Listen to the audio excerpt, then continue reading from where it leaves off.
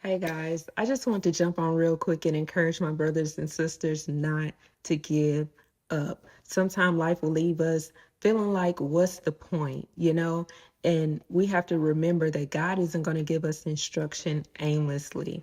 If He's giving you instruction to do something, whether your faith is failing, no matter what your circumstance is, see that thing through. Scripture tells us not to grow weary in well doing, for in due season we will reap if we faint not.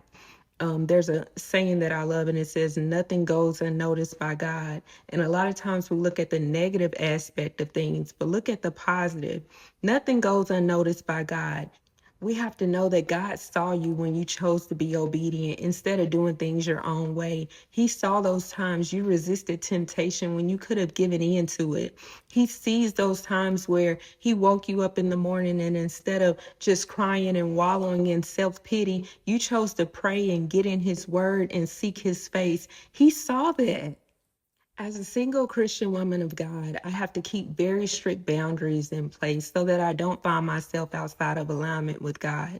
And I found myself in error before, and I repented fast and got back in alignment, because the longer you stay out of alignment with God, the harder it is to come back. And that's what the enemy wants you to do. He wants you to stay out there clothed in guilt and burdened down by shame. And you can't do that. God is always there waiting, welcoming you to come and get things right, and to allow Him to be your refuge, to allow Him to give you that grace that fills in the gaps where you fall short. He created us to be dependent on Him.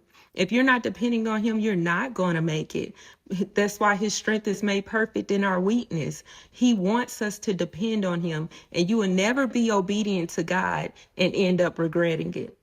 Nothing goes unnoticed by God, guys. We're very privileged as believers that Scripture says if we draw nigh unto God, He will draw nigh unto us. So keep choosing Him.